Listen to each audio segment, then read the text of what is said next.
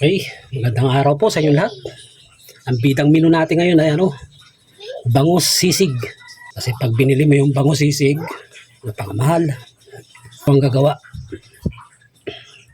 Ito, meron tayong nabiling, yan guys, masabi na rin natin ng oversize, yung ating boneless bangus.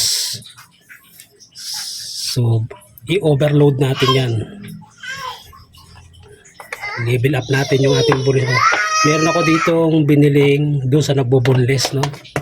Actually, sikreto lang naman to. Tanong lang kayo guys, pure to na bangus. Yung mga tas-tas na bangus doon sa pagbo-boneless, yan yung mga inipon. Sa dami niyan, sa kapal niyan, talagang overload yan. Okay, pisa na natin.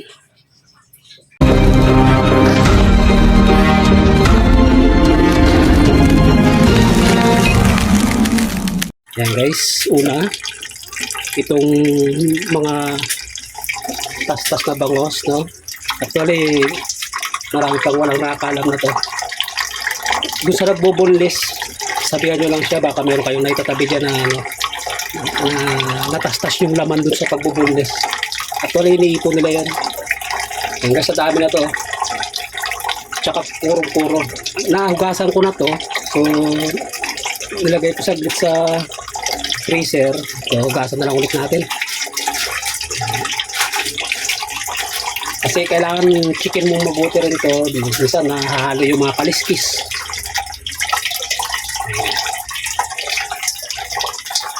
Ano lang to? Mura lang to guys. Pero kung titingnan nyo, sa dami na to, mas makapal pa doon sa binili kong boneless bangus. Yan guys, oh. Purong-puro yan. So patitik-tikin lang natin. Susunod, ang piniprepare natin yung kabahay natin, pinapainit natin. So haplosan na natin ng asin to. Itong ating pinaka-base para sa bangus sisig. Para ma-fried natin ng ayos. Yan, lagyan natin. Lagyan natin ng pampalasa. Lagyan natin ng konting bitchin. Yung gagamitin ko dito ay durog na yung pino. Durog na paminta. Yan. Pasensya na kayo guys. Maingay yung aking bunso. Daddy pa raw. Yan. Gano'n-gano'n lang natin. Guys. Habang piniprepare natin yung ating kawali. Mainit yung kawali natin. Tsaka may usok-usok na siya. So maglalagay tayo kayo ng mantika. Ginamit ko na yung malaking kawali.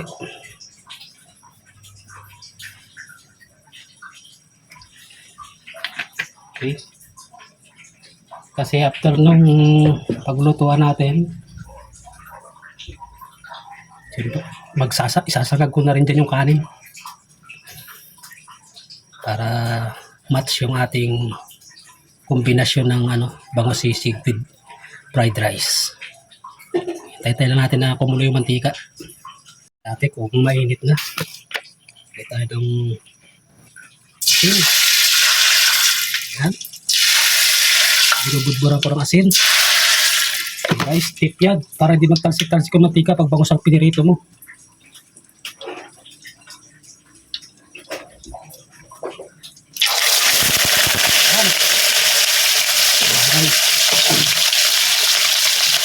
Wala siyang talsik-talsik. Kapag magpiprito kayo ng bangus, lagyan nyo muna ng asin yung mantika. Okay. Tapos natin guys. Bamak ko na lang. Nakakalabagyan yung apoy. Wala, okay na. Ito.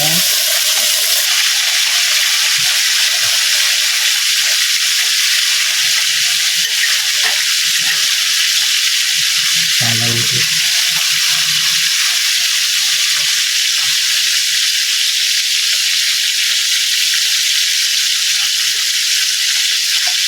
Nakapansin nyo guys, hindi tumatalsik yung mantika niya. Ayan. Yan, pag takot tayo magprito ng bangos, sila gawin nyo. Bubulan nyo muna ng asin. Pero yung bangos, dapat huwag nyo ng gano'ng asinan din. Pamahalat naman. Okay, check natin kung pwede na.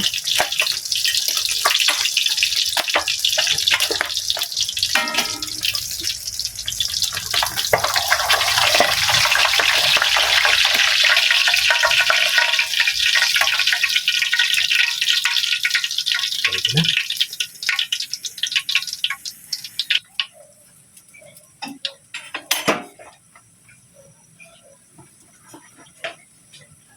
Sunod natin yung mga retaso na nabili natin.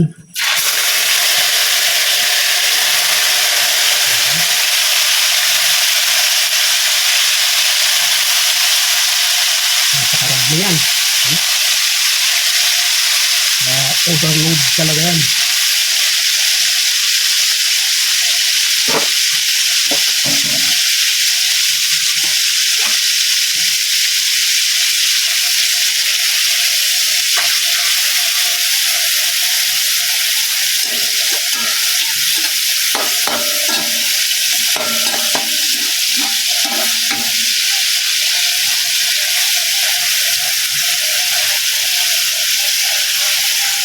Hindi pa pag-gulbindra natin yun.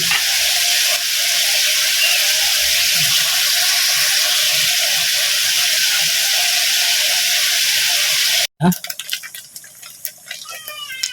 Natin.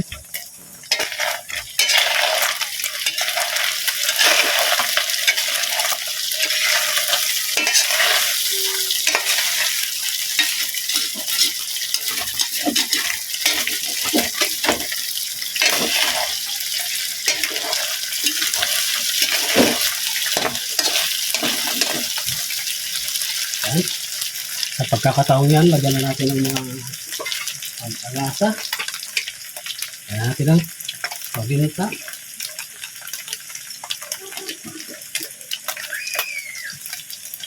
Durog na paminta.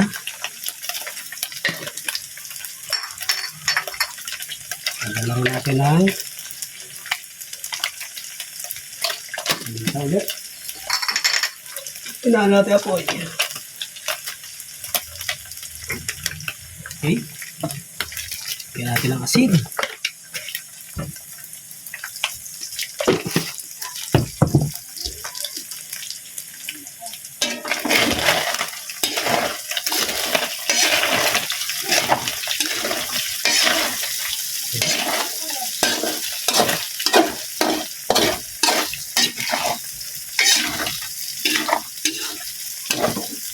Napakabango. Ano talaga? Pure. Pure bangus. Okay. Tignan natin ito. Sibuyas. Sayang.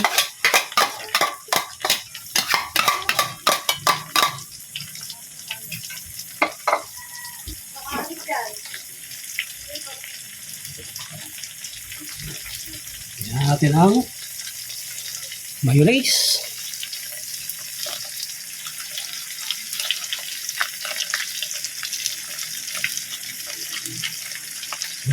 Mayonnaise, kayo nang bahalang tansya.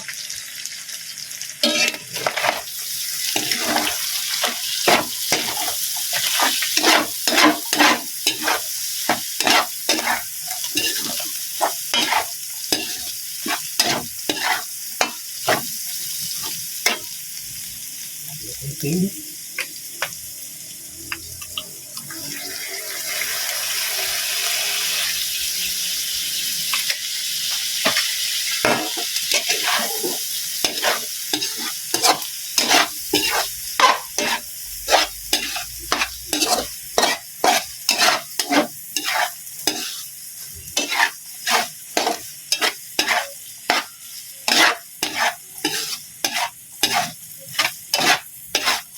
Add tayo ng mayonnaise.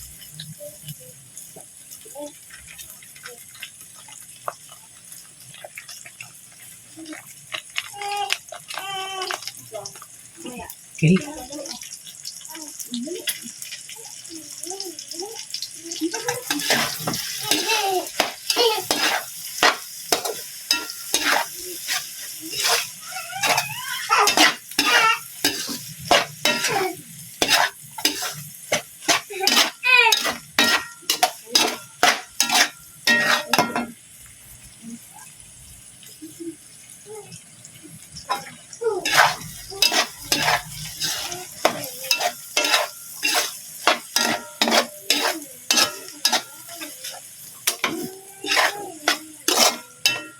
Guys, nakapatay yung ating ano, yung kalan natin nakapatay yan.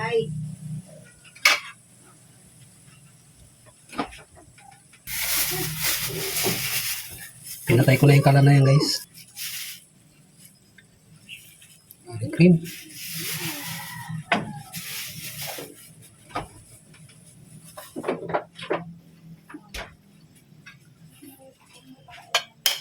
Thank you.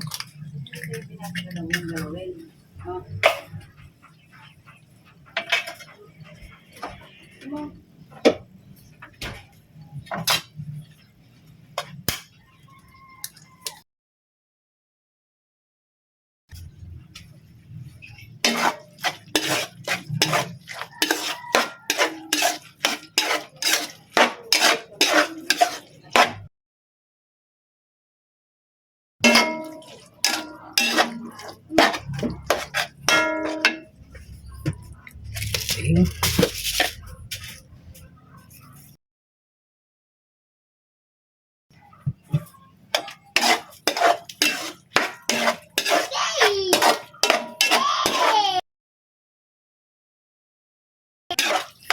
Nakapatay lang doon kalan ha.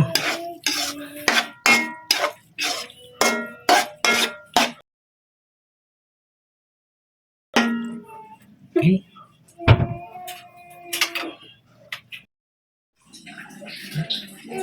Ito na ulit yung ating kawali, no? Medyo nilagyan ko ng konting mantika.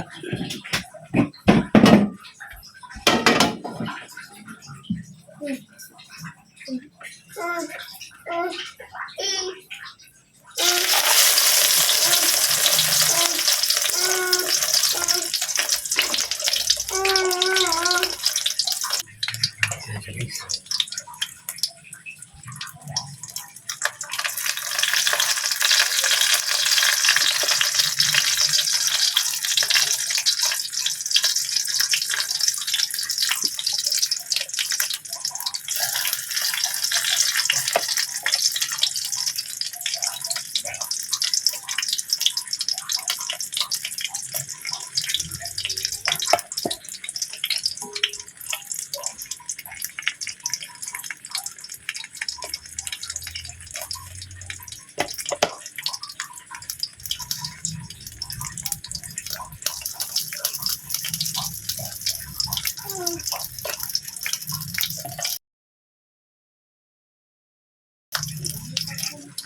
Tayong sili, guys.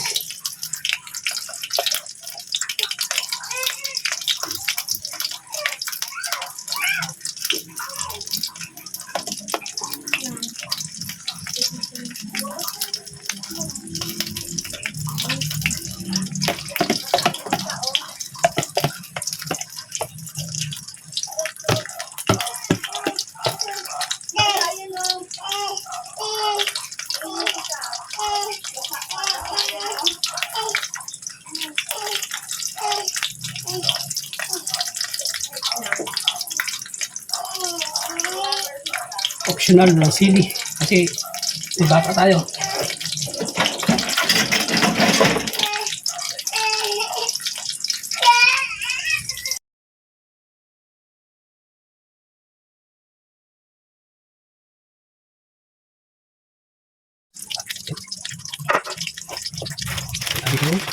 Ito.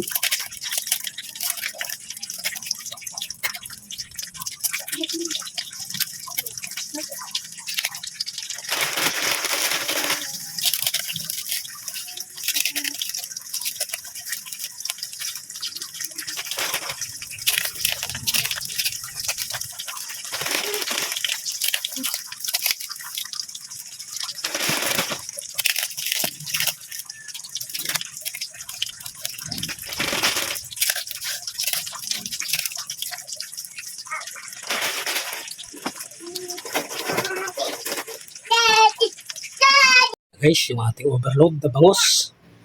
Tingnan nyo kung gaano kakapal. Yan. So, guys, ito yung kapartner niya. Meron akong prepare na lettuce. Yan. Okay.